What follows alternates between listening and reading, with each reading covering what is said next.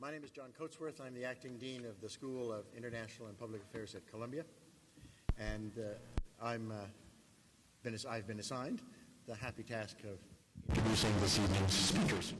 I should say to start with two things. The first is, well, perhaps three. The first is that if you have questions, there will be ample time for them to be answered, and you need to write them on the index cards that you should find scattered throughout the auditorium and pass them to one of the ushers, and they will be brought up, and I will translate them into something even tougher for our speakers than you actually write down. The second thing is that after both of the authors speak this evening, and there's ample time for questions and answers, they will then, with a few minutes delay, appear in the lobby and sign books for those of you who are interested in purchasing them. It's my pleasure to introduce to you this evening two former colleagues. One of whom was also my colleague at Harvard, and I think the other is someone that I taught a course with. I'm not sure that we ever agreed about anything in this course, but we were in the same classroom and we were constantly at each other. John Mearsheimer, the guy I taught the class with, is the R. Wendell Harrison Distinguished Service Professor of Political Science and co-director of the Program on International Security Policy at the University of Chicago. He's published a whole series of books on international security policy, including The Tragedy of Great Power Politics. And the second, with whom I worked at Harvard as well, while he was academic dean of the Kennedy School, is Stephen Walt. He is the Robert and Renee Belfer Professor of International Affairs at the John F. Kennedy School of Government at Harvard, and was academic dean of the Kennedy School from 2002 to 2006. He is the author, among other interesting works, of Taming American Power, the Global Response to U.S. Primacy, and it's a pleasure to welcome both of them to Columbia this evening. First, you will hear from Steve, and then John will finish. Steve.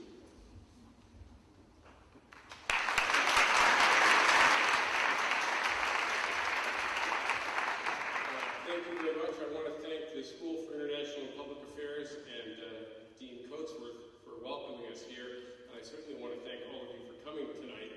We are looking forward to taking your questions later. We're going to discuss two main questions in our presentation. First, is there a powerful pro-Israel lobby here in the United States? And if so, how does it work? And second, on balance, is its influence negative or positive for the United States and negative or positive for Israel? Now, I'm going to tackle the first question, and John will address the second. But before I get started, I want to begin by acknowledging how difficult it is to talk about this subject and why it needs to be handled with some sensitivity. If we were here to talk about energy policy, it would be natural for us to talk about the political activities of oil companies. And if we were talking about gun control, you wouldn't be particularly surprised if I brought up the National Rifle Association. If I was talking about the U.S.-India nuclear agreement, I might easily discuss the political activities of various Indian-American political action committees. But when the subject is Middle East policy, and you bring up the Israel lobby, you're reaching out and grabbing the third rail with both hands. And that's partly because some groups in the lobby are quick to attack anyone who questions the policies they are advocating. But it's also because this discussion takes place in the shadow of centuries of anti-Semitism, including bizarre conspiracy theories like the Protocols of the Elders of Zion and tragic events like the Holocaust, and this history shapes how people think about this issue. If you talk about a powerful interest group that is mostly, though by no means exclusively, made up of Jewish Americans, some may think you're saying that there's some kind of cabal or conspiracy to control American foreign policy. If you say that media coverage in the United States tends to be pro-Israel, it sounds to some people like you're making the old charge that Jews control the media. If you talk about campaign contributions by pro-Israel political action committees, some people think you're saying that Jewish money is doing something illicit or improper. So I want to be clear at the outset that John and I reject every one of those anti-Semitic conspiracy theories. To us, the Israel lobby is an interest group. Just like lots of other interest groups here in America, most of its activities are entirely appropriate and legitimate. We don't question Israel's legitimacy or right to exist, and we believe the United States should come to Israel's aid if its survival is ever in jeopardy. But we also think that the activities of the lobby and its impact on U.S. foreign policy are subjects that reasonable people ought to be able to discuss openly, the same way we would discuss any other groups that try to shape American policy, foreign or domestic. With that as preamble, what exactly are we talking about here? Well, the late Yitzhak Rabin once said that American support for Israel was, quote, beyond compare in modern history. And he was right. Israel is the largest recipient of U.S. economic and military aid, which works out to about $500 per Israeli citizen per year. Even though Israel is now a wealthy country, whose per capita income is 29th in the world, it's not a poor country like Bangladesh, and it gets this aid even when it does things that the U.S. government formally opposes, like building settlements in the occupied territories. Israel gets consistent diplomatic backing from the United States. We almost always take its side when regional disputes arise, and Israel is rarely, if ever, criticized by American officials, and certainly not by anyone who aspires to high office. Just look at the current presidential campaign, where every major candidate seems to be competing to show how personally devoted they are to Israel. The question is why? Well, the usual answer is that Israel is a vital strategic asset and a country that shares our values. But if you step back and look at those two arguments objectively, they can't explain why the United States gives so much aid and so unconditionally. Israel may well have been a strategic asset during the Cold War, but the Cold War is now over. And today, giving Israel nearly unconditional support is one of the reasons we have a terrorism problem, and it makes it harder to address a range of other problems in the Middle East. I want to be clear here, support for Israel is not the only source of anti-Americanism, and our problems in the Middle East would not disappear if we had a more normal relationship with Israel. But it's hard to argue now that giving Israel nearly unconditional backing is making the United States more popular around the world or making American citizens safer and more secure at home. On balance, it's become a strategic liability. As for the claim that it's a democracy that shares our values, yes, Israel is a vibrant democracy, but so are many other states around the world, and none of them get the same level of support. Moreover, Israel's treatment of its own Arab citizens and its Palestinian subjects are sharply at odds with American values. Nor is Israel's behavior significantly better than that of other states. Now, I won't go into the details here, but any reasonably fair-minded look at the history of the region, including more recent histories written by Israeli historians, shows that the two sides of the Israeli-Palestinian conflict have each done many cruel things to each other, and neither side owns the moral high ground. And please note, I am not saying that Israel acts worse than other countries do, only that it hasn't acted significantly better. And so you can't justify unconditional American support by saying its conduct is somehow exemplary. Again, I want to emphasize that we believe there is a strong moral case for Israel's existence based on the long history of anti-Semitism, and we think the United States should back Israel if its survival is in jeopardy. But its existence is fortunately not in jeopardy today, and past crimes against the Jewish people do not justify a blank check now. So what explains this unusual relationship? In our view, it's primarily the political influence of the lobby. The Israel lobby is a loose coalition of individuals and groups that works openly to influence U.S. foreign policy in a pro-Israel direction. I'm thinking here of organizations like AIPAC, the Anti-Defamation League, the Zionist Organization of America, Christian Zionist groups like Christians United for Israel, think tanks like the Washington Institute for Near East Policy, and publications like the Weekly Standard or the New Republic. Now that's a broad definition, but if you think about it, most interest groups have several different elements to them. The environmental movement isn't just Greenpeace or the Sierra Club. It also includes research organizations, sympathetic local chapters, academics who work on environmental topics, journalists who write about the environment, the same way that the pro-Israel movement does. The Israel lobby is not a centralized organization. The groups that make it up do not agree on every single issue, and it is certainly not a cabal or conspiracy. It's just a powerful interest group that operates the same way other powerful interest groups do. Its actions, in short, are as American as apple pie. One other key point, the lobby is not synonymous Surveys suggest that about a quarter to a third of Jewish Americans don't care that much one way or the other about Israel. Others do not support the positions of the main groups in the lobby, and some of the groups that work on Israel's behalf, such as the Christian Zionists, aren't Jewish at all. The lobby is defined by the political positions it favors, not by ethnicity or religion. And finally, the lobby doesn't include anyone who happens to have a favorable attitude towards Israel. You have to actively work to try and manipulate or shape American policy in a pro-Israel direction. And obviously, some of these groups are more influential than others. So how does it work? Well, in the United States, small groups with a focused agenda often wield disproportionate influence in politics because they care a lot about a particular issue, and politicians can win their backing without losing anyone else's. And like other interest groups, the Israel lobby works in two main ways. First, it operates inside the Beltway by helping get sympathetic people elected to office or appointed to key positions, and by giving politicians clear incentives to embrace the positions that it favors. Organizations like AIPAC work 24/7 to convince politicians to back them. This is an organization, by the way, with an annual budget of over $50 million. It's very active on Capitol Hill, drafting legislation, providing talking points for congressmen, writing letters for them to sign. It's a highly professional organization with a very energetic grassroots base around the country. It is not, however, a political action committee, and it doesn't give money directly to politicians running for office.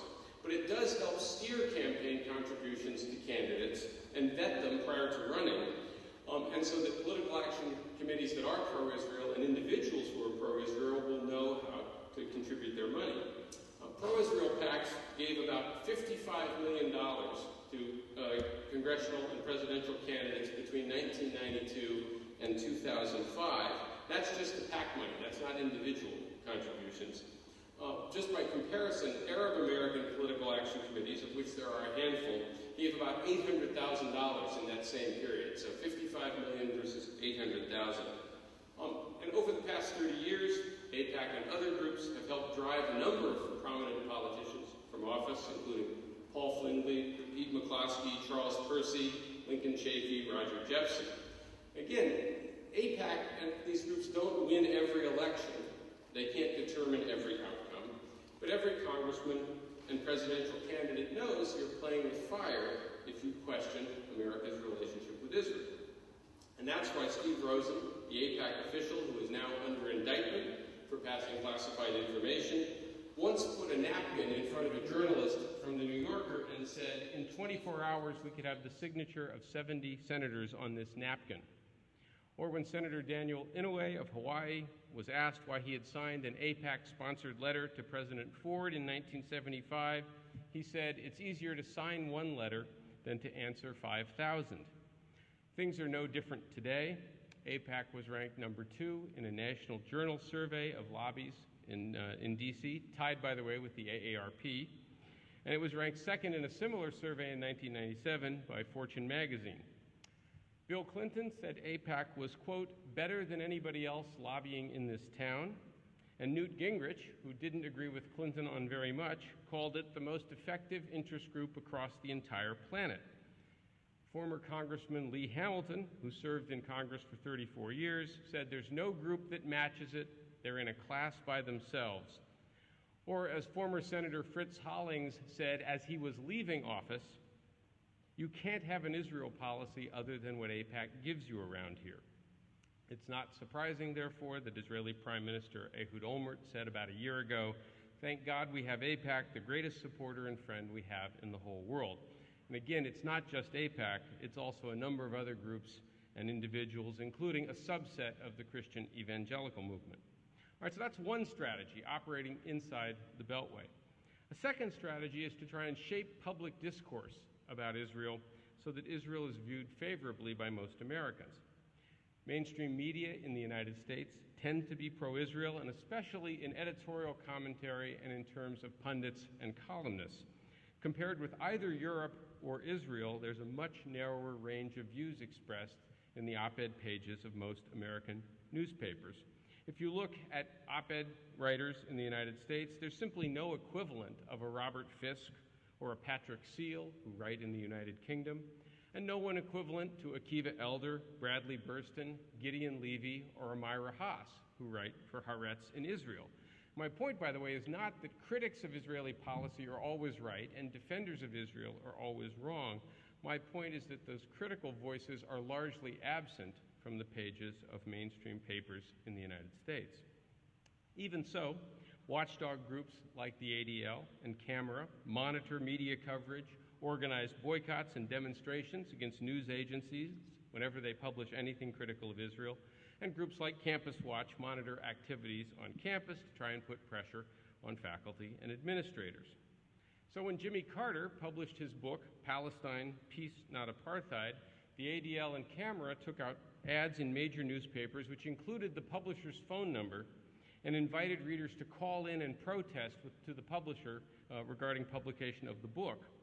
A few weeks ago, the newspaper Forward reported that CNN was coming under what it called unprecedented attack for its three-part series comparing Muslim, Christian, and Jewish fundamentalism. And moreover, Forward also reported that the Conference of Presidents of major American Jewish organizations was urging its members to take up the issue with companies that had bought advertising time on CNN for that program. Finally, efforts to stifle criticism often include smearing critics by accusing them of being anti-Semitic. Martin Peretz of the New Republic said that Carter, quote, will go down in history as a Jew hater. A critic in the Washington Post said Carter's views were similar to those of David Duke's. And again, this is the man who probably did more for Israeli-Arab peace and to create peace between Egypt and Israel than any other person on the planet. But when he wrote a book critical of Israeli policy in the occupied territories, that's the kind of attack that was leveled at him. Needless to say, this was a common charge leveled at us when our original article appeared, even though there's not the slightest shred of evidence to support the charge. And if you read our book, you will find nothing anti-Semitic about it or anything like the anti-Semitic conspiracy theories I mentioned at the beginning. Smearing people, of course, serves three purposes. It distracts people from the real issue, which is U.S. policy. It deters people from ever criticizing Israel or the lobby, because who wants to get labeled an anti-Semite? And finally, it marginalizes people in the public arena. Why would any politician want to associate with someone who had been charged, even falsely, with being an anti-Semite? And of course, that's why people in the foreign policy mainstream rarely, if ever, say anything critical of Israel, because they know that could be damaging to their careers. Some of you may have noticed the incident a few weeks back when Barack Obama was criticized for having Zbigniew Brzezinski as a member of his foreign policy advisory team. And what was the complaint about Brzezinski advising Obama? The complaint about Brzezinski was that he had written about a 500-word article defending our original article in the London Review of Books. And in the eyes of these critics, that made Brzezinski unacceptable as an advisor to Obama. All you have to do is ask yourself, what would you do if you were a 35 or a 40-year-old in the foreign policy world, not a 79-year-old like Zbigniew Brzezinski? Would you derail your career by openly criticizing Israel? Probably not. So the bottom line here is on this one issue, there's very little serious debate about Israel or U.S. support for it in the United States, especially in Congress, even when it's obvious to virtually everyone that U.S. Middle East policy has gone badly off the rails. You'd think we'd be debating that quite openly, but in fact we're not. All right, one final point, and then I will turn this over to John. It is often said that the United States backs Israel because there's broad public support for that policy in the United States. Politicians are just doing what the American people want. Again, this argument actually isn't persuasive for a couple of reasons. It is true that Americans have a favorable image of Israel, in part because, again, media coverage tends to be favorable, but they don't think the United States should be giving it unconditional backing.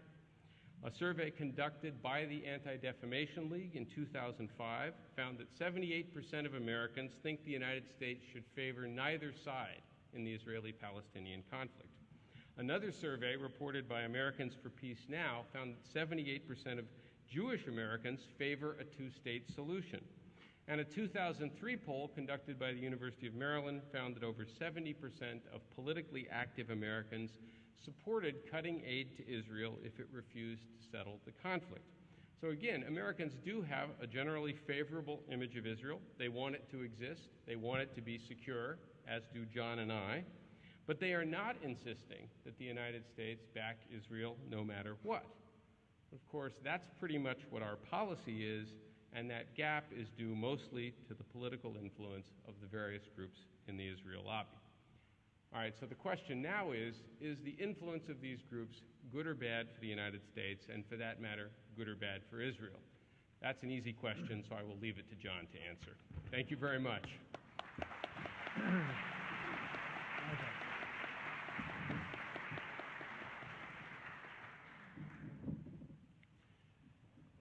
Like Steve, I would like to thank John Coatsworth and SIPA very much for inviting us here tonight, and all of you for coming out to listen to hear what Steve and I have to say. He has defined the lobby and made the case that it has a powerful influence on U.S. policy in the Middle East. I'll take the analysis a step further and argue that its influence has been largely negative. In a nutshell, our argument is that the lobby, working with Israel itself, has pushed U.S. Middle East policy in ways that are not in the American national interest, and I might add, not in Israel's interest either. I'm going to focus on two cases. First, how U.S. support for Israel's policies toward the Palestinians in the occupied territories has helped fuel terrorism against the United States. And second, the role of the lobby in the run-up to the Iraq War. There are three other cases that we cover in the book that we will not discuss tonight, at least in the formal presentations, because of time considerations. And those cases involve U.S. policy towards Iran, U.S. policy towards Syria, and U.S. policy during the Lebanon War in the summer of 2006. Let me start with America's terrorism problem.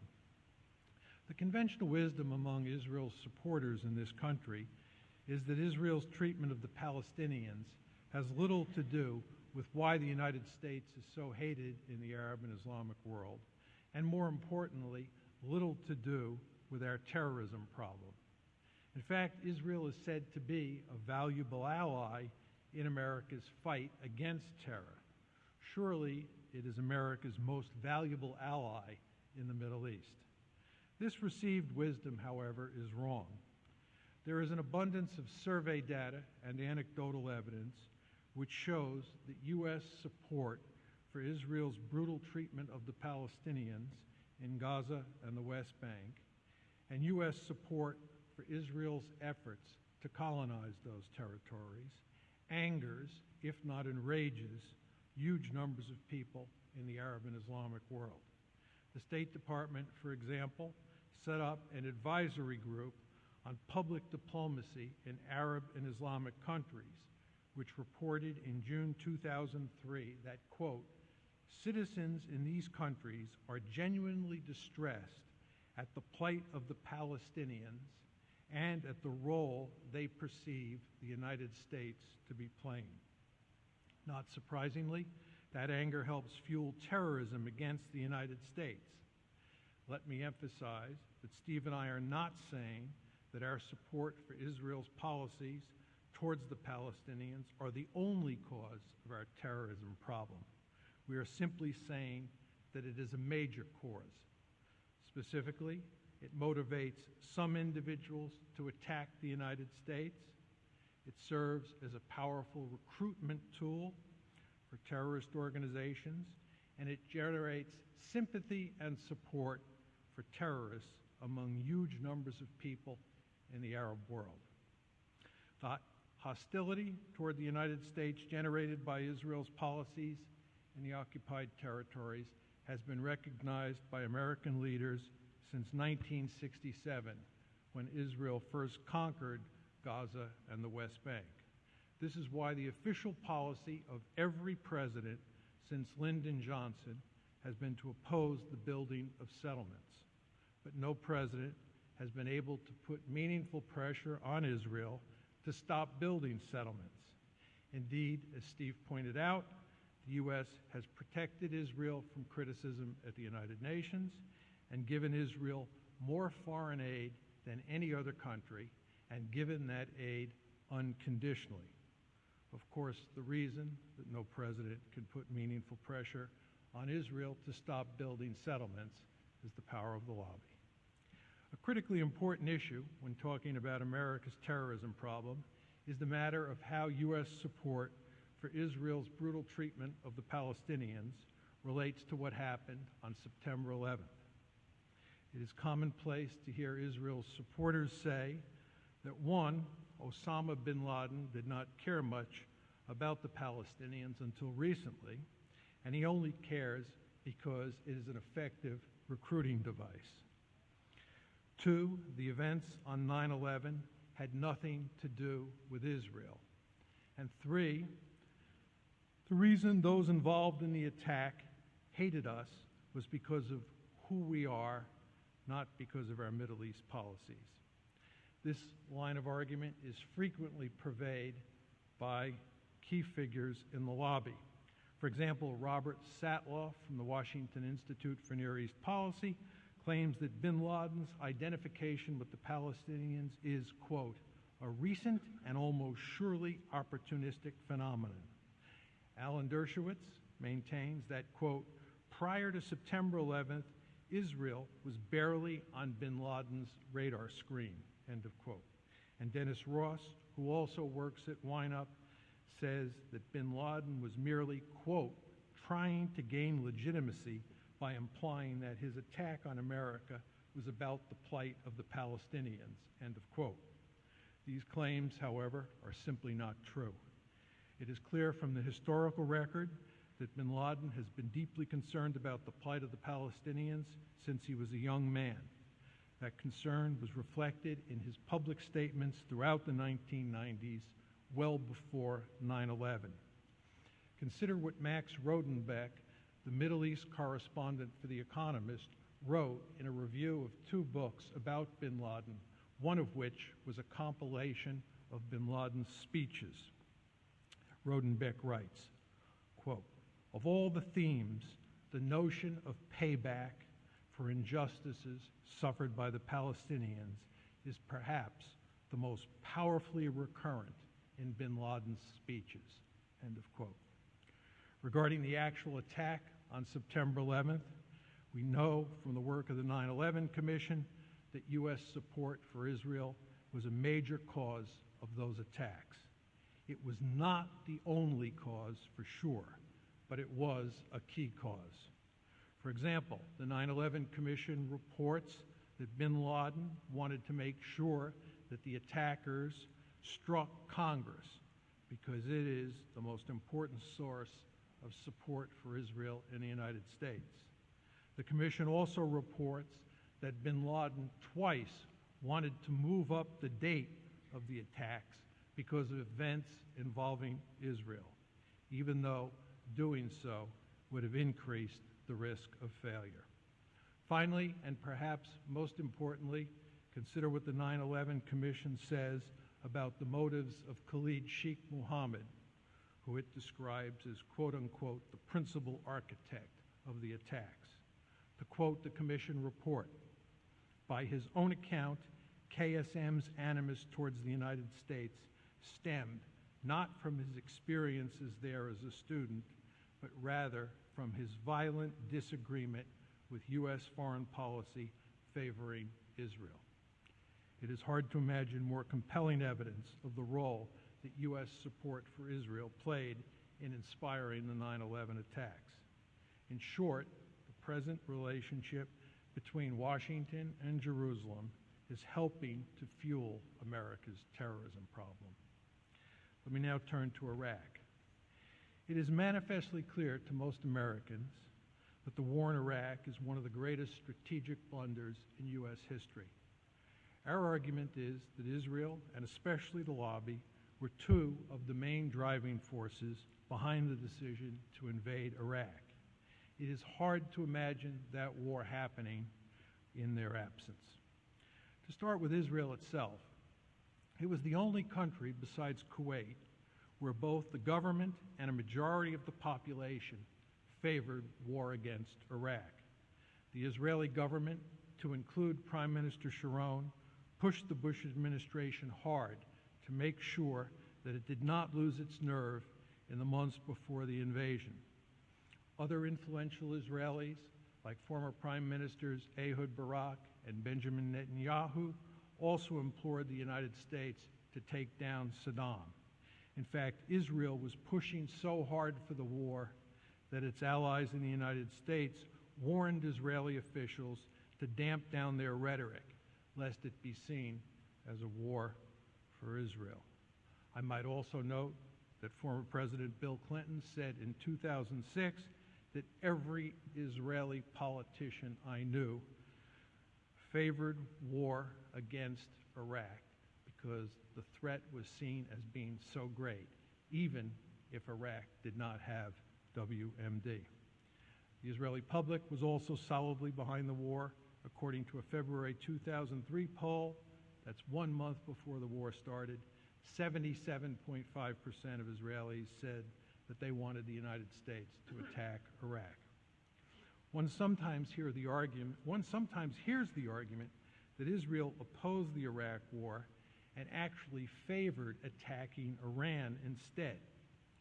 There is no question that in early 2002, when the Israelis first got wind that the Bush administration was thinking about attacking Iraq, the key Israeli officials went to Washington and made it clear that they believed that Iran was the greater enemy and that the Bush administration should focus on Tehran, not Baghdad. It's important to emphasize, however, that Israel was not opposed to the United States toppling the regimes in Iraq or Syria, two countries Jerusalem considers mortal enemies. Israel simply wanted the United States to deal with Iran first. But once the Israelis realized that the war party intended to deal with Iran after it finished the job in Iraq, it enthusiastically embraced the idea of invading Iraq. Thus, between early 2002 and March 2003, the Israelis put significant pressure on the Bush administration to make sure it chose war over diplomacy with Iraq, while reminding Washington not to forget that Iran must come after Iraq. I might add that there is no evidence that Israel warned the United States that Iraq would turn into a quagmire. Otherwise, the Israelis would not have favored the Iraq war, because if Iraq turns into a quagmire, it then becomes much more difficult to deal with Iran. The fact is, the Israelis, like most people in the Bush administration, thought we were going to win a quick and decisive victory against Iraq and could then turn to Iran, which is why they were so enthusiastic about invading Iraq to begin with. Turning now to the lobby, there's no question that the neoconservatives, one of the core constituencies in the lobby, were the main driving force behind that conflict. But they were supported by key organizations in the lobby, such as AIPAC. Now that the war has gone south, it is common to hear Israel's supporters say that the main organizations in the lobby did not push for war. But that's not true. This point is made clear in a May 2004 editorial that appeared in The Forward, a weekly Jewish newspaper based here in New York City. Let me read from the Forward editorial. As President Bush attempted to sell the war in Iraq, America's most important Jewish organizations rallied as one to his defense. In statement after statement, community leaders stressed the need to rid the world of Saddam Hussein and his weapons of mass destruction. Concern for Israel's safety rightfully factored in to the deliberations of the main Jewish groups. Again, that's an editorial from The Forward, not the words of John Mearsheimer or Stephen Walt. One sometimes hears the claim these days that AIPAC took no position on the war and certainly did not advocate it. This is not true either. First of all, this claim fails the common sense test, as AIPAC usually supports what Israel wants, and Israel certainly wanted the United States to invade Iraq. Second, there is hard evidence that AIPAC lobbied for the war. Consider that AIPAC's executive director, Howard Corr, told the New York Sun in January 2003 that one of AIPAC's successes over the past year was, quote, quietly lobbying Congress to approve the use of force in Iraq, end of quote. The neoconservatives, of course, were the main driving force behind the war. They initiated the idea of using force to topple Saddam in 2 letters written to President Clinton in early 1998. Over the next 5 years, and especially after 9/11, they pushed relentlessly for a war against Iraq. No other group or institution in the United States was seriously committed to invading Iraq over that 5-year period. Indeed, there was significant opposition to invading Iraq, even after 9/11, within the State Department, the intelligence services, and the uniformed military. The neoconservatives are, by their own admission, deeply committed to Israel. In fact, many of them are connected with key organizations in the lobby, like the Washington Institute and the American Enterprise Institute.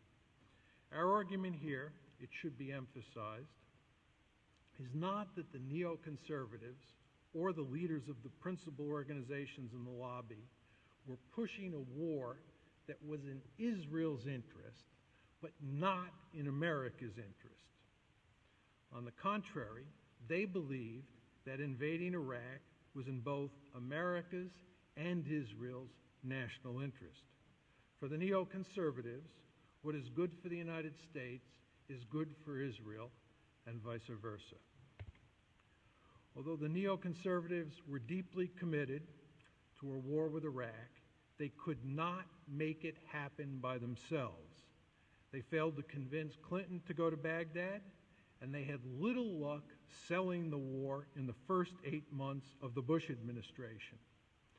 It was the events of 9/11 that created the circumstances where they could help convince both President Bush and Vice President Cheney that invading Iraq was a smart idea. But without Bush and Cheney on board, there would not have been a war. In fact, Steve and I have both said on a number of occasions in public, this is not in the book, that we believe that if Al Gore had been elected president, there would not have been a war against Iraq. All of which is to say, and I can't emphasize this clearly enough, given the constant misinterpretation of our argument by our readers, that we are not arguing that the lobby and Israel alone caused the war. One final point is in order about Iraq. We are sometimes accused of saying that it was a Jewish war. Nothing could be further from the truth. We point out in the book, as we did in the article, that polls taken before the war show that American Jews were 10% less supportive of the war than the general American public. Our argument is that the war was due in large part to the influence of the Israel lobby, especially the neoconservatives within it, not the American Jewish community. And as Steve emphasized, the lobby is defined by its political agenda, not by religion or ethnicity. Let me conclude with a brief word about what we think the U.S.-Israeli relationship should look like. To start, the U.S. should end its special relationship with Israel and treat it as a normal country. The United States should treat Israel the same way it treats other democracies like Britain, France, Germany, Italy, and India.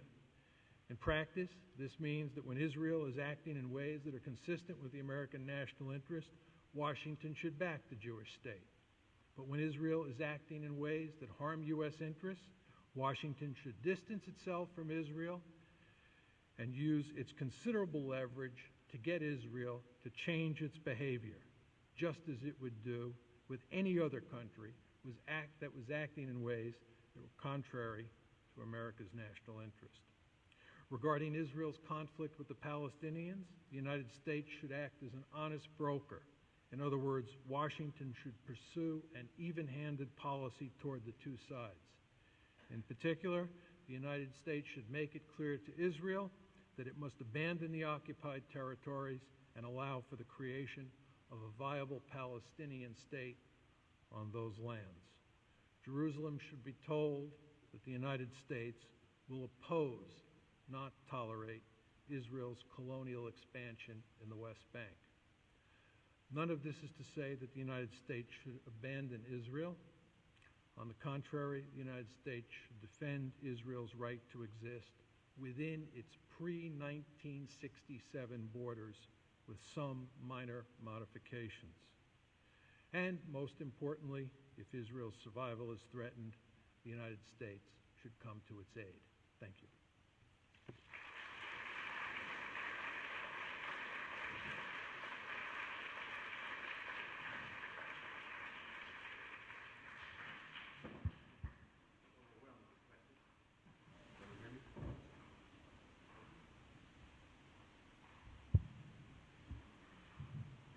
Can you hear me? I'm overwhelmed with questions of all kinds. I've tried to order them in a logically coherent way, but I'm sure I failed. But let me begin and see how many we can get through before we have to conclude. We will answer them in a logically coherent way. Nonetheless, right. First question is, why are you singling out the Israel lobby when other lobbies, such as the oil lobby, are much more deleterious to our foreign policy making, and one might add, at least as influential in the formation of Middle Eastern policy? Also, the U.S. gives tremendous amounts of aid to countries like Egypt and Saudi Arabia. Again, what is your rationale for singling out Israel? I'll take that one. First of all, we do address the question of the so-called oil lobby in the book at some length. And our basic argument there is that although oil companies do a lot of lobbying, if you look carefully at what they do, they lobby on mostly domestic issues. They lobby on things like drilling rights and tax policy and environmental regulations and all of the things you would expect an energy company to be worried about if it wants to make money. The oil lobby doesn't, in fact, engage very much on foreign policy, and there's a simple reason for that. They don't have to. The fact is, the United States is going to worry about oil in the Persian Gulf as long as people in the United States want to keep driving SUVs and as long as the Western economies are so dependent upon petroleum. So you don't need a big lobby to convince the United States to worry about that. The other thing you could ask yourself is why the United States has had the policies it's had. If the oil lobbies or the oil companies were driving the train, the oil companies would not have supported sanctions against Iraq under Saddam Hussein. They didn't like sanctions because it kept them from going there to make money. They didn't like sanctions against Iran and don't like them today because, again, it prevents them from going to make money. And Dick Cheney, when he was running Halliburton, actually gave speeches opposing what he called a sanctions-happy foreign policy. So again, if the oil companies were driving American Middle East policy, it would be quite different than what you see today. What was the second thing? Egypt and... yes, the United States does not give a lot of foreign aid to Egypt. We occasionally sell them weaponry, but we don't give them aid because obviously Saudi Arabia is quite a wealthy country and doesn't need it. We do give a substantial amount of foreign aid to Egypt and also to Jordan. And again, if you look at the historical origins of those aid packages, those are primarily the reward that Egypt and Jordan get for having signed peace treaties with Israel. Now, we think that's entirely appropriate. It's good that those two countries sign peace treaties, but you should see the aid that we give to Egypt and Jordan as part of an overall Middle East policy that's designed to help make Israel more secure.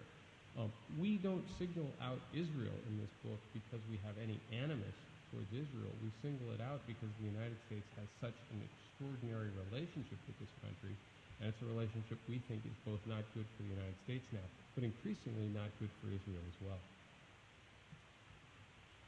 A number of questions have raised the issue of the intense focus that you give in your book on the role of the Israel lobby in the run-up to the Iraq War. And a number of the critics, including some of the questions here, have suggested alternative hypotheses. Neoconservatives that had their own agenda for the Middle East, and a series of other factors that might well have led the United States to war, even without an Israel lobby pushing in that direction. So the question is, how do you measure these diverse influences on American foreign policy making? And why would you single out the Israel lobby as the decisive factor in pushing the United States to war when it's clear there were lots of other elements involved? First of all, we do not separate the neoconservatives from the lobby. Given our definition of the lobby, the neoconservatives fit neatly in that definition as a core, or in that group as a core constituency.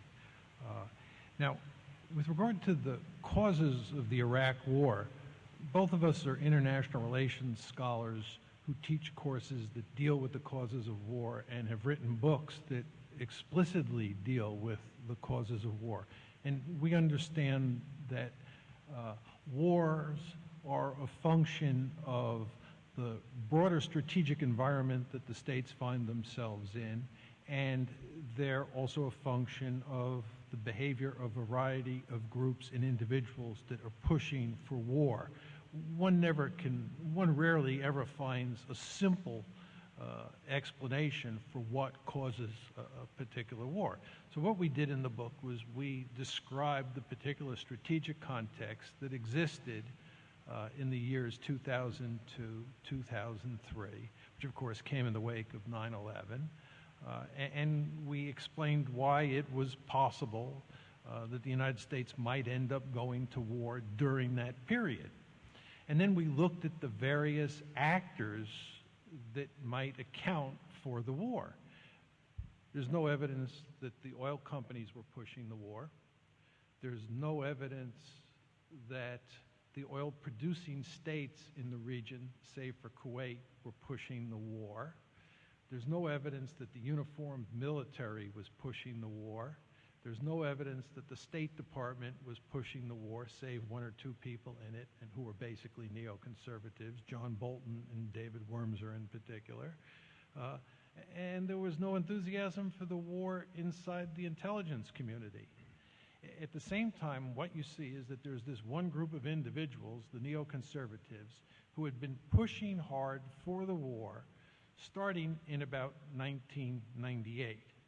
Again, as I said in my presentation, by themselves, the neoconservatives could not make the war happen.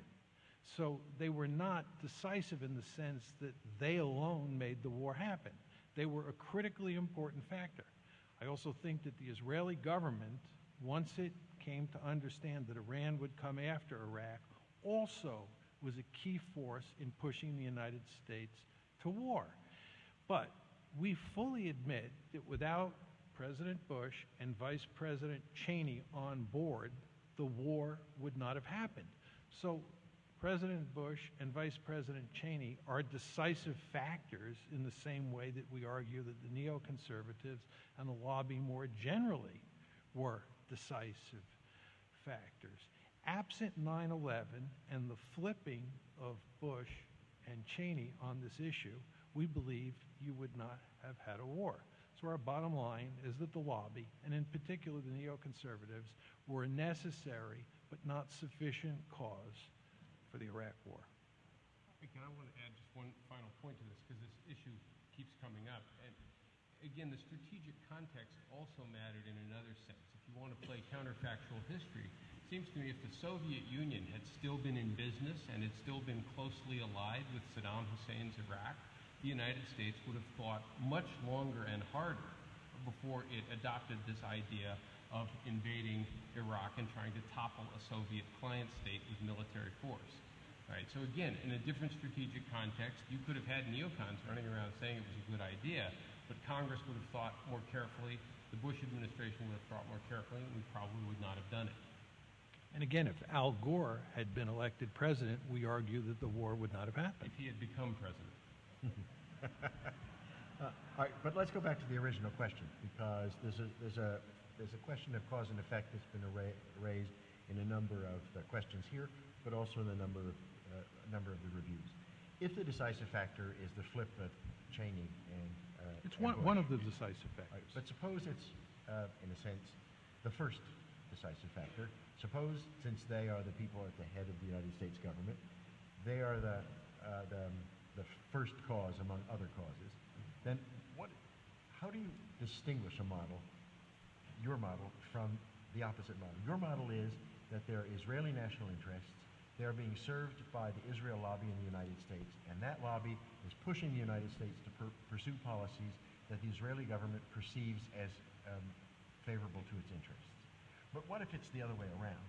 That is, what if United States decisions are being made by others and for other reasons, and Israel is an instrument of American policy, and since its Israel policies are influenced by American policies, and what if after 9/11 the Israeli government met and recognizing that there was a war that the move toward war was inexorable, as everyone at that moment understood, don't you have a situation in which Israel is being pushed to take more extreme and aggressive positions because the United States has done so? How do you distinguish between Israel projecting its interest in the United States and the United States trying to use Israel on behalf of its own policies? There's a causal issue here that doesn't seem to be well addressed.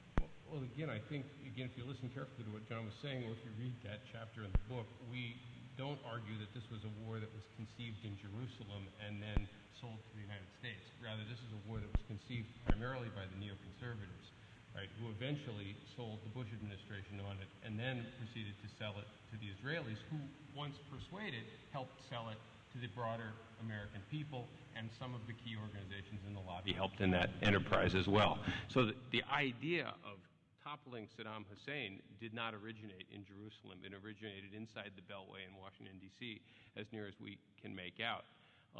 Also, it's, I think, sort of critical to recognize that in the aftermath of September 11th, it was a peculiar response to say, gee, who did this?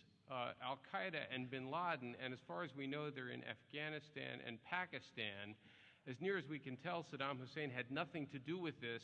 Let's invade Iraq in the wake of September 11th. And again, it's because neoconservatives had this whole idea that the Middle East needed to be radically transformed to try and eliminate the terrorism problem. They weren't able to get that prescription sold prior to September 11th, but they were the people in Washington who had an answer that eventually persuaded Bush.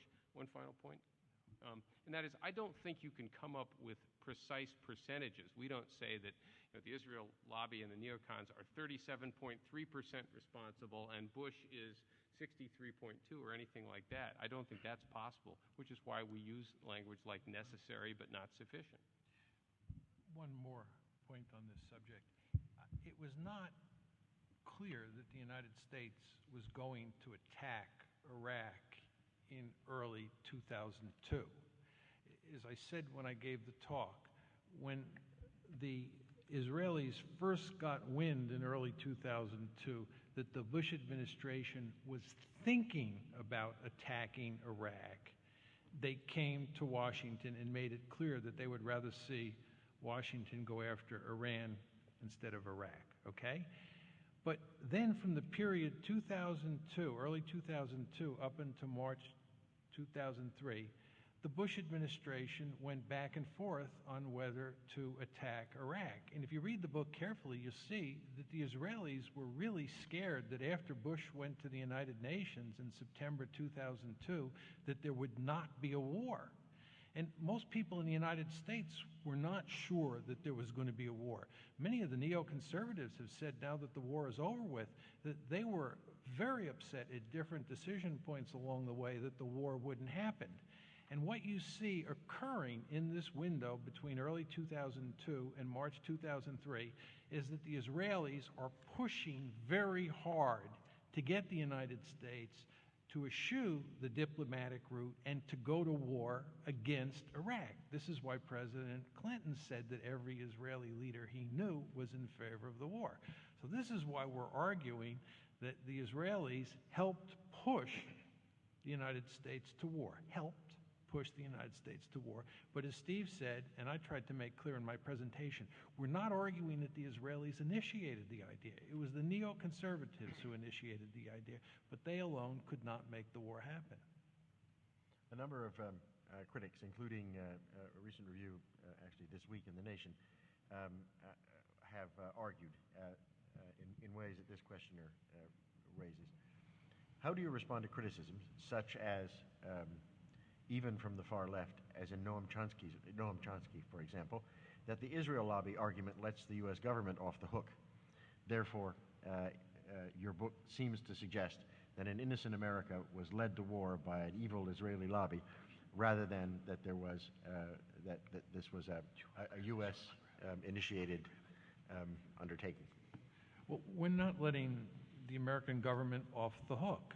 Obviously, the ultimate decision rested with President Bush and Vice President Cheney, and we made it clear that their changing of opinion, or their change of opinion after September 11th, was critically important for making the war happen. So they bear responsibility for what happened. Can I make an analogy here? Most people in the room, I'm willing to guess, would think that the NRA's position on gun control in the United States is not in the overall American national interest, that we'd all be better off if we had at least some semblance of gun control here. But we don't have much of a gun control policy in the United States because groups like the NRA are very well organized and very influential in American politics, and politicians pay attention to what interest groups do in the United States. Right now, if you blame the NRA for some of the flaws in America's gun control policy, that doesn't mean you're letting politicians off the hook. You're just recognizing that there are interest groups, and I could name lots of other examples, there are interest groups that are often able to sway American policy in ways that aren't good. Right? But that doesn't let the politicians who respond to that pressure off the hook at all. A number of people have questioned the coincidence of two assertions that you make in your book. On the one hand, you say that you don't oppose the existence of the State of Israel, but on the other, you suggest that it's principally the Israel lobby that is causing the United States to adopt policies that are hostile to countries that are calling for the destruction of the State of Israel. How can you put those two in the same sentence? That is, if the government of Iran and a number of other governments in the Middle East, such as the former government of Saddam Hussein, have called for the destruction of Israel and did so long before the Iraq War, or even the invasion of Afghanistan or 9/11, how can you imagine, how can you in the same book argue that you're in favor of the State of Israel and at the same time argue that only an Israel lobby is causing the United States to be hostile to those countries that call for Israel's destruction?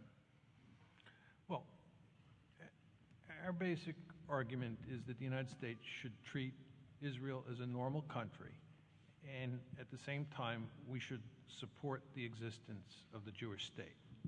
Now, if there is a particular group out there or a particular country that is in a position to destroy Israel, the United States should move in and act appropriately. We don't deny that.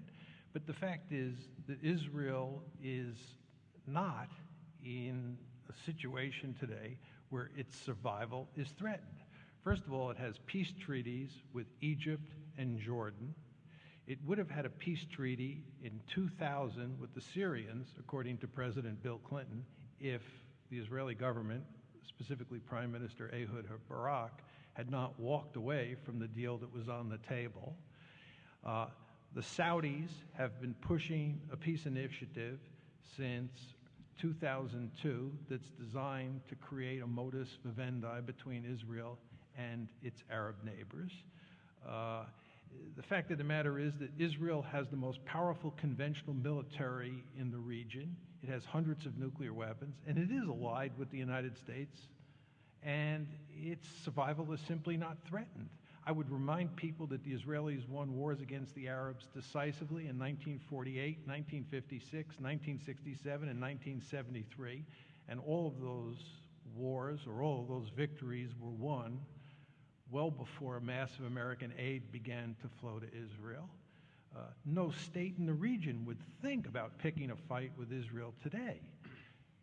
There's no question that terrorism or the potential of suicide bombers is a serious threat that Israel has to worry about, but it's not an existential threat, and the Palestinians are in no position to threaten Israel. They don't even have an effective police force, much less a military.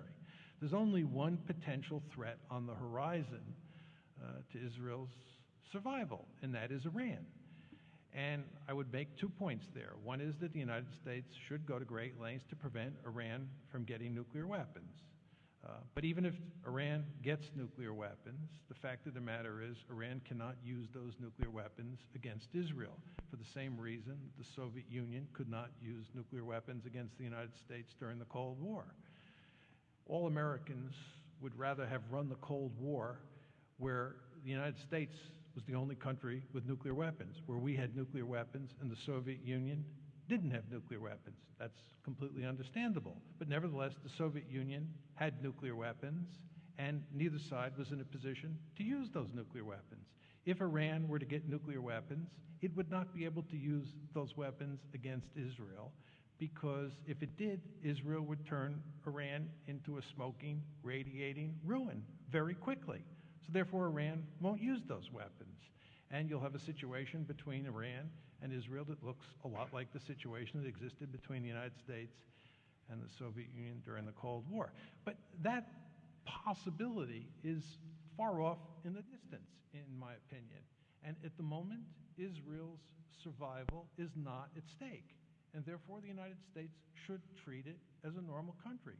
The United States should be principally concerned about what is in its interest at this point in time and treat Israel the way it treats Britain, France, Italy, and other democracies.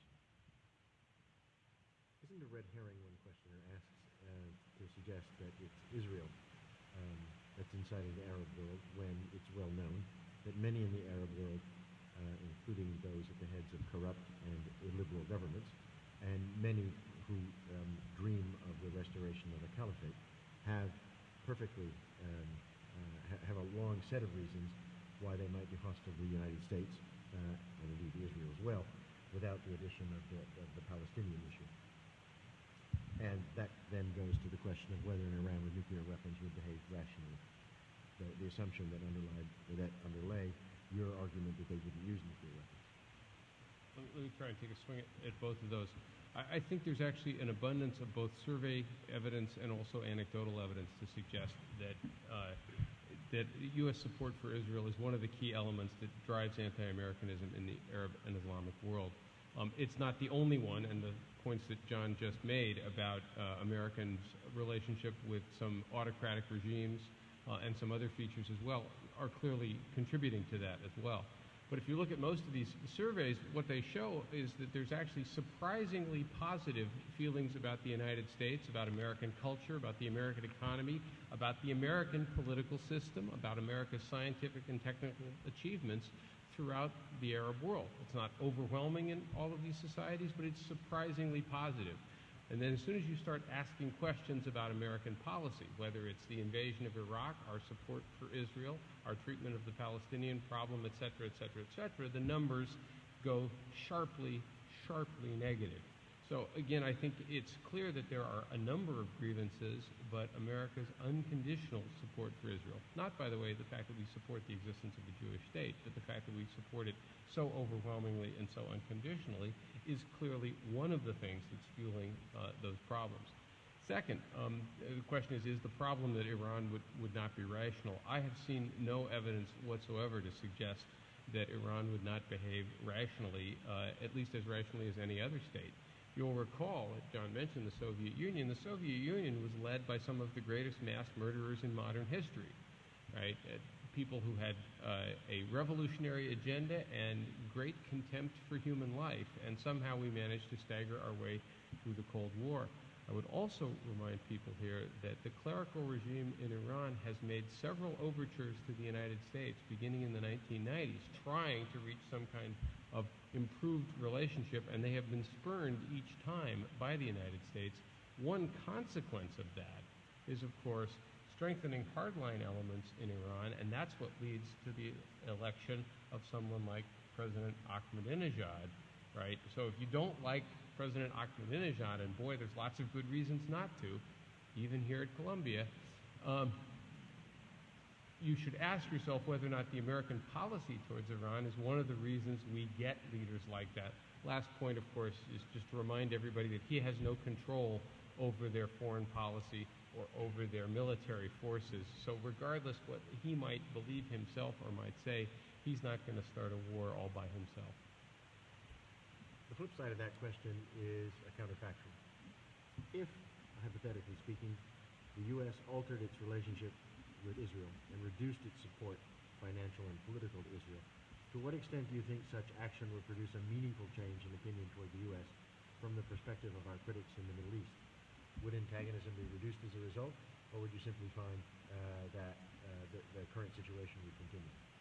I think the key to significantly reducing hostility towards the United States, not eliminating it altogether, but significantly reducing hostility, is to create a viable Palestinian state in the occupied territories and end that conflict once and for all. And what the United States should do is it should act as an honest broker between the Palestinians and the Israelis, and it should put significant pressure on both sides to come to terms. And to even come at it from a slightly different perspective, it should use carrots and sticks with both sides and do everything it can to give the Palestinians a state of their own. And I think once that happens, it'll go a long way towards lessening the hatred towards the United States in that area of the world. But again, it won't eliminate it. Can I add a point to that, just to be a little bit more specific? I think the policy John just outlined, first of all, will isolate extremists in the region because they will begin to be seen not as heroic defenders of some national cause, but as obstacles to progress. So if you're, again, worried about Hamas, what you want to do is make Hamas not look like the road to success. You want to make them look like isolated extremists. It would make it easier for various governments in that part of the world to support initiatives that we might have on other problems. They right now are afraid to get too close to the United States because, of course, we're unpopular with their publics.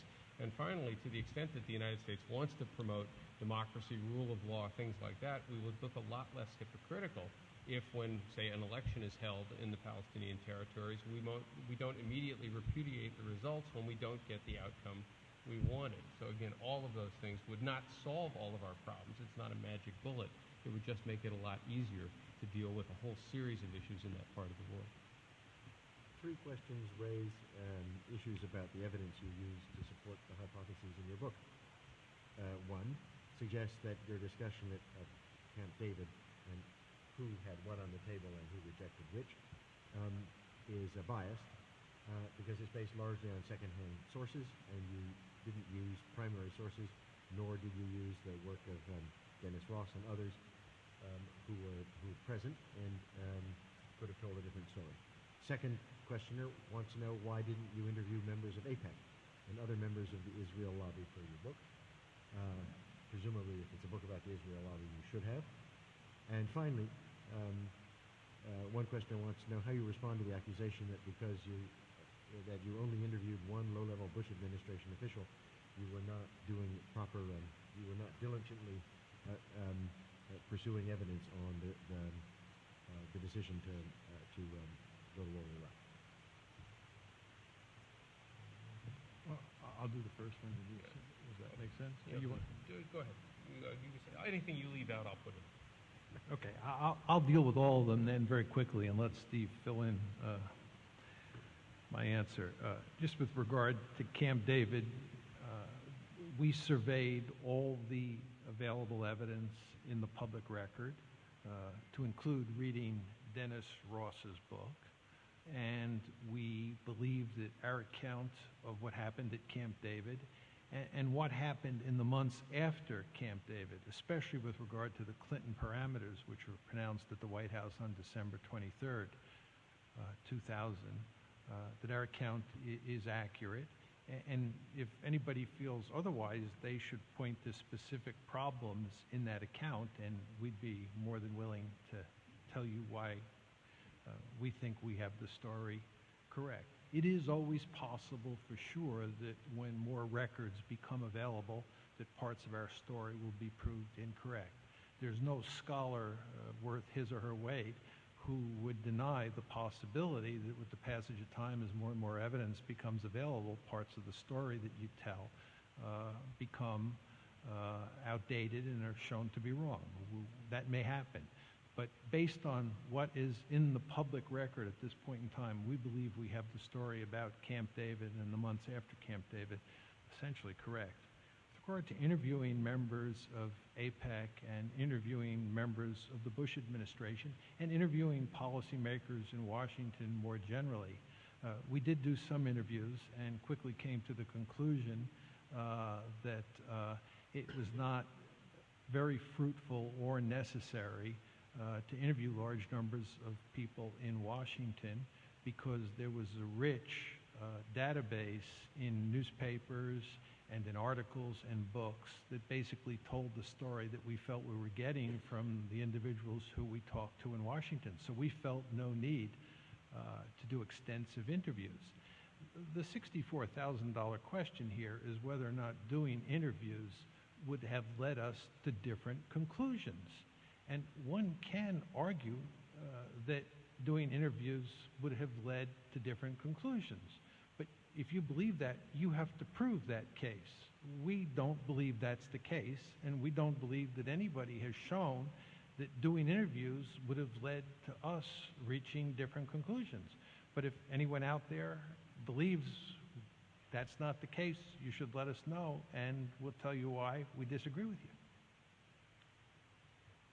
John's answer was completely compelling. A number of these questions raised issues about your analysis of alleged Israeli brutality toward the Palestinians, and a number of them suggest that your account is either exaggerated or it fails to take into account the failure of the surrounding Arab states to take responsibility for Palestinian refugees, whose condition is at least as much the product of the policies of other states as it is the policy of the product of U.S. policy and support for Israel. How would you respond to that? I think there's a couple of ways. I think that our account of Israeli treatment of the Palestinians is quite accurate. It's based heavily on Israeli sources from Israeli human rights organizations, other respected human rights organizations, and a number of, in my view, quite courageous Israeli historians and journalists. We understood that this is a sensitive point, so we wanted to make sure we were not basing this on a set of sources that were obviously easily impugned as well. And the fact is, this is really not something that people seriously dispute, whether or not the treatment of the Palestinians in a number of cases has been quite brutal.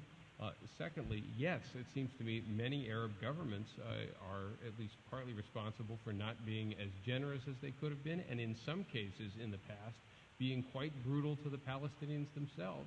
Moreover, you could point to different Arab governments that at times have been quite brutal to their own populations.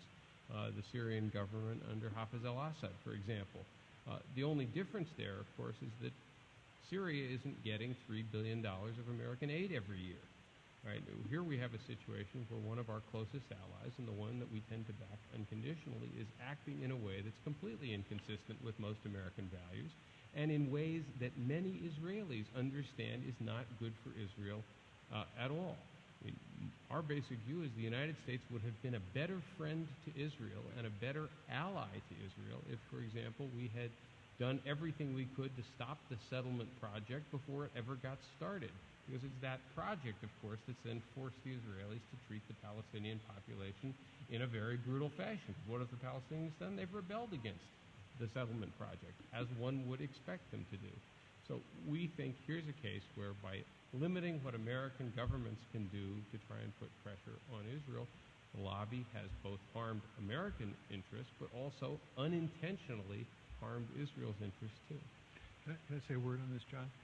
There's no question that in the book, especially in the moral rationale chapter, that we argue that the Israelis did terrible things to the Palestinians between the early 1900s and 1948. And we provide lots of evidence, mainly from Israeli historians, to support that argument. But if you think about it, it also makes perfect sense. How could a large number of Jews coming out of the Pale of Settlement in Europe move into an area that was filled with Palestinians and create a Jewish state in that land without doing terrible things to the Palestinians? How do you do it? How do you create a Jewish state where there are huge numbers of Palestinians already there? And all of the early Zionists understood that they were going to have to do something horrible to the Palestinians to create that state. There's just no other way you could do it. Let's talk about the United States of America.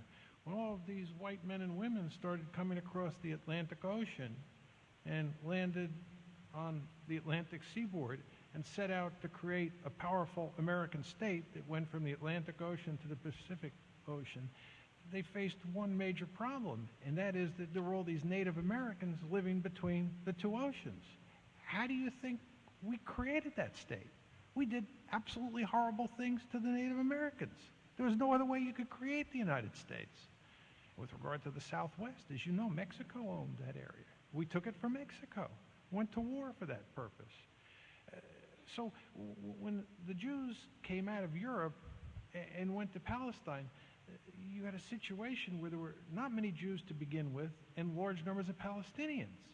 And there's just simply no other way they could do. They could build a Jewish state without doing horrible things to the Palestinians. Common sense tells you that. And it's no surprise, therefore, that the new historians provide plenty of evidence that's consistent with that logical story. Second point that is very important.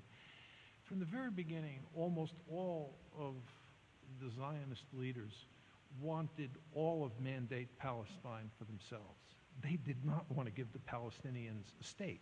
And by the way, to build on Steve's earlier point, they were aided and abetted by the fact that most of the surrounding Arab states, including Transjordan, were anxious to screw the Palestinians as well. And we now know from the historians who have studied this issue that King Abdullah of Transjordan and David Ben-Gurion of Israel worked hand in hand to make sure the Palestinians did not get a state of their own. But back to the main line here. The Israelis, the Zionists to begin with and later the Israelis, wanted all of Mandate Palestine for themselves. Okay? Now, in 1948, they got pretty much everything but the West Bank and Gaza. But a lot of Zionist or Israeli leaders were very upset with the fact they didn't get the West Bank and the Gaza. And of course, they got it after 1967. And it's no accident, folks, that the Israelis, since 1967, have been in the process of colonizing those two pieces of real estate.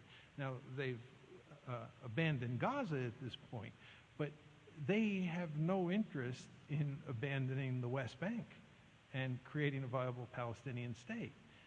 And again, our argument is that to create peace in that area of the world, if you're going to do it, you're going to have to create a viable Palestinian state.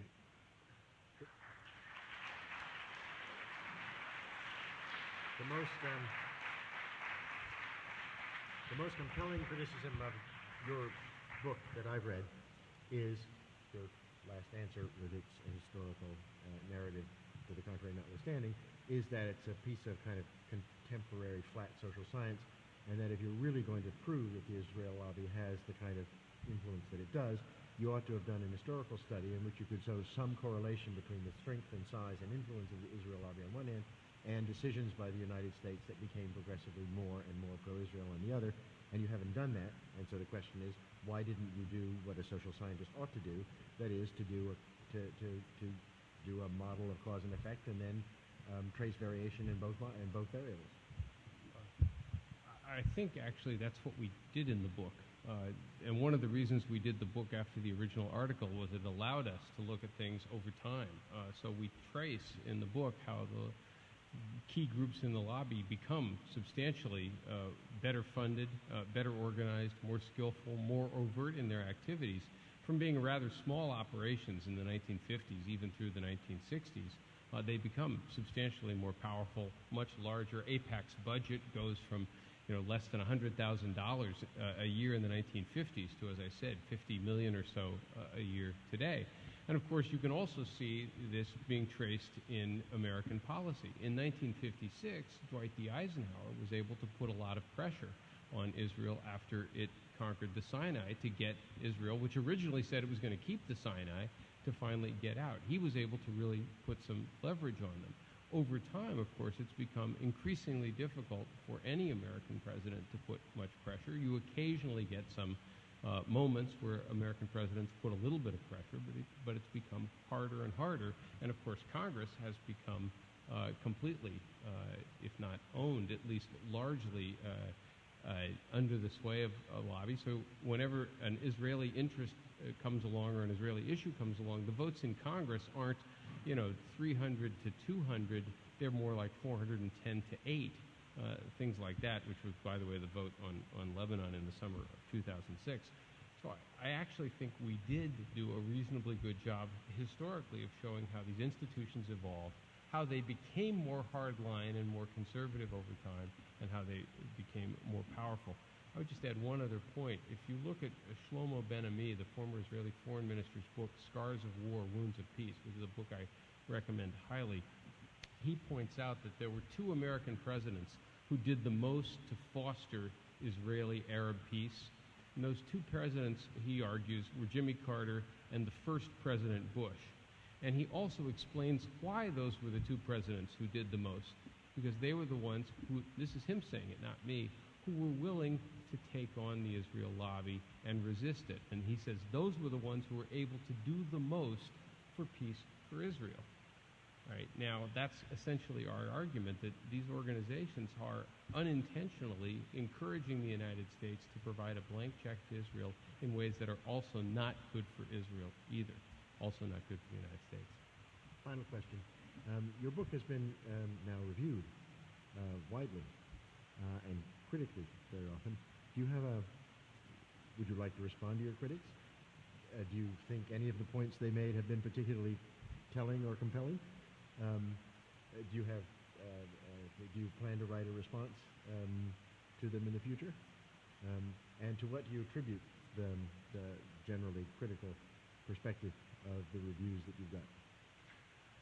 I think one could deduce a set of predictions from our book about the reviews that we would get beforehand. First of all, one would predict that we would be hammered really hard in the mainstream media in the United States. And of course, we had seen that happen with the article before the book. Second, you could predict that you would predict that we would be treated much better in Europe and in Israel than we have been treated in the United States. And you know what? Those predictions have come true. I believe that we have gotten 7 reviews in major newspapers or magazines in Britain, and 6 of them are favorable, and the one in The Economist is so-so. So I'd say 6 out of 7 are favorable in Britain. And that includes 2 in The Guardian, 1 in The Independent, 1 in The New Statesman, and so forth and so on.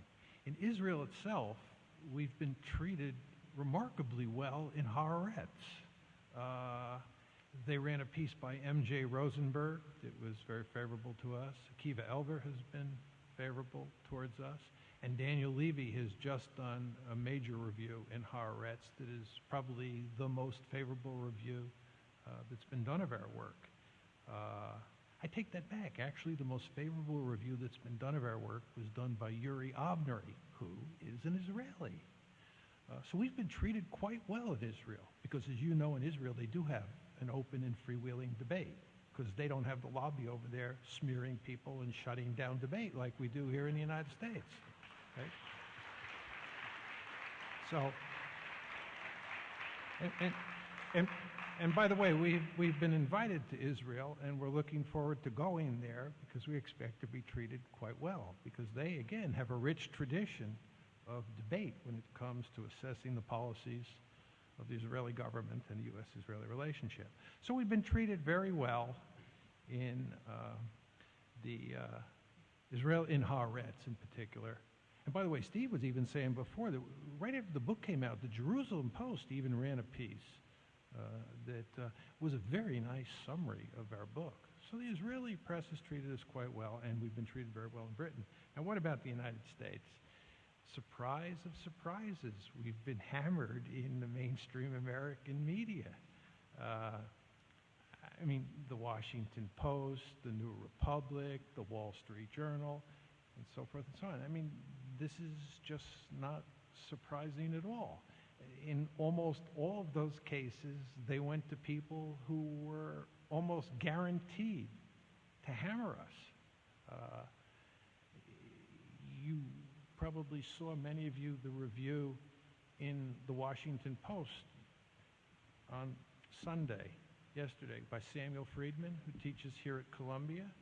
Well, Samuel Friedman hammered us in a piece in the Jerusalem Post last spring, right after our article came out.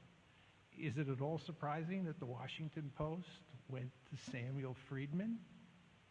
I mean, you don't think the Washington Post knew that Samuel Friedman had hammered us before in the Jerusalem Post?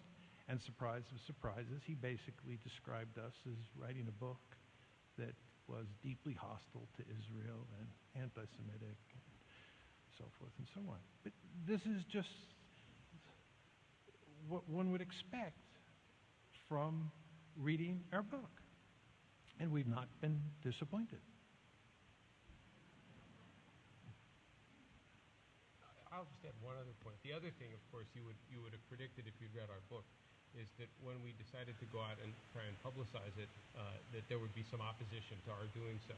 And this opposition has not been 100% successful by any means. In fact, it's failed most of the time. But we've had an event canceled in Chicago at the Chicago Council on Global Affairs to protect the organization, according to the president. That's what he said he had to do. We had a scheduled appearance at Google headquarters, which has a little book series that canceled. We were supposed to go there on a Wednesday, and our publicist got an email on Friday afternoon saying that the event had been canceled without providing an explanation for why. We were supposed to speak at City University of New York, and that event also fell through and was canceled. And most of the places that we have appeared, when we get there, the management people tell us about the pressure they've come under to cancel us or to make sure that there's always someone from another group to represent the other side. So we're not supposed to appear without someone to immediately publicly disagree with us, which again, we have done on some occasions, and that's fine, and we don't mind debating the issue under some circumstances, but the idea that we can't appear anywhere without being followed by someone else, again, suggests the amount of effort that is being made to try and discourage our views from getting as large a hearing as we would like.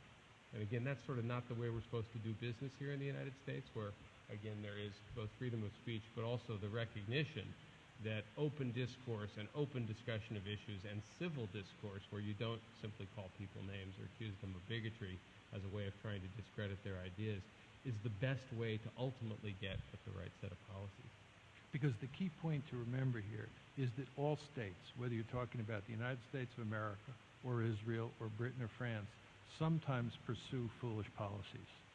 It's just the nature of international politics. States go off half-cocked sometimes and do stupid things. And the best way to prevent that from happening is to have an open debate where people in the body politic are free to criticize their own government or to criticize a foreign government that its government is allied with. And what we have here in the United States is a situation where it is very difficult, if not impossible, to criticize Israel in the mainstream media. It is very difficult, if not impossible, to criticize the U.S.-Israeli relationship in the mainstream media. And it is very difficult to talk about the power of the lobby. Just think about this. Almost everybody understands that the lobby has a powerful influence on U.S. Middle East policy. AIPAC brags about its influence. Bill Clinton, Newt Gingrich, all of these people have said that the lobby is a powerful factor. Yet all of you read the New York Times, the Wall Street Journal, the Washington Post. the Los Angeles Times. Do you ever see any discussion when people are talking about Middle East policy of the influence of the lobby? It's hardly ever there. Doesn't this strike you as puzzling? That when we talk about U.S. Middle East policy in this country, we don't talk about the influence of the lobby? When almost everybody agrees that the lobby has a powerful influence in the making of U.S. Middle East policy? This is not to say the lobby controls policy. We're not making that argument at all. But by almost all accounts, even our critics' accounts in the reviews in the United States, almost everybody admits. Jeffrey Goldberg, who went after us in the New Republic, what did he say? That it was AIPAC is a leviathan among lobbies. That's his words in the New York. So here's the question. Where is the Leviathan in the stories that you read in the New York Times? Where's the Leviathan? Don't you find this peculiar? Isn't this quite stunning? And by the way, you will notice that the United States is not doing too well in the Middle East. Did you notice that? We are really in serious trouble. We are really in serious trouble. But yet, no one talks about the Leviathan, to use Jeffrey Goldberg's language here. There's really something wrong here. And again, this is not only not good for the United States, it's not good for Israel. Just go to the Lebanon war in the summer of 2006. The Israelis were pursuing a very foolish policy in that conflict. Virtually all of the students of strategy that I know in the academic world thought that the Israelis were going off half-cocked and pursuing a policy that was guaranteed to fail. The Winograd Commission in Israel has now reached that same conclusion. But was it possible for anybody in the United States? Was it possible for Steve Walt or John Mearsheimer to stand up during that war and say that the Israelis were pursuing a foolish policy? Not from America's point of view, from Israel's point of view. No, you could not say that. It's just impossible. Because the lobby was working very hard during the Lebanon war to make sure that the United States supported Israel no matter what it did, and that no critics of Israeli policy were allowed to be heard on the pages of the New York Times or the Washington Post. This was not good for Israel. So the policies that people in the lobby are pushing that they believe are good for Israel and are good for the United States are not. We'd be much better off with an open debate. It's about time the New York Times and the Washington Post started talking in a more honest fashion about the making of Middle East policy. The book is called